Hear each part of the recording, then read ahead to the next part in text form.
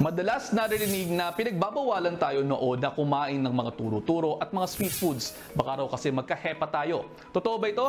Ang sabi ni Doc, mayroong iba't ibang uri ng hepatitis. Hepatitis B ang isa sa mga problematic sa mga ito. Karaniwan na short term o tumatagal lamang po ng 6 na buwan ang sakit na ito, pero maaari din itong tumagal o maging chronic.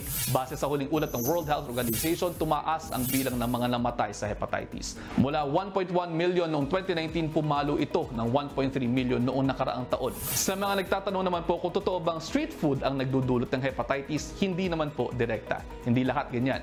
Maaari nakukuha ang hepatitis kapag kontaminado ng virus ang inyong nakain.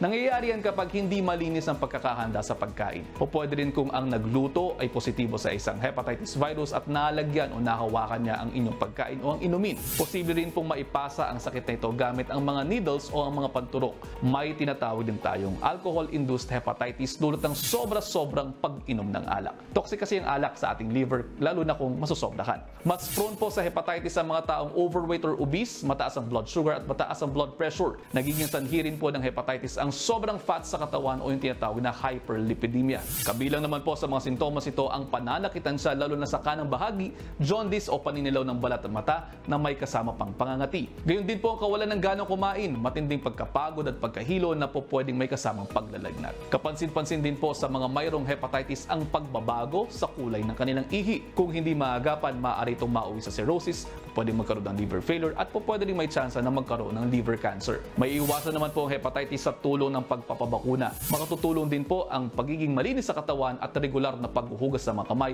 lalo na kung galing sa labas at kayo ay kakain. At kung may nais pa kayong linawin tungkol sa inyong mga kalusugan, i-ask Doc Tex na yan sa aking Facebook page o sa official page ng Good Morning Kapatid. Mga kapatid, Chiki Roa Puno po. Simulan ang inyong araw na puno ng impormasyong kapaki-pakinabang.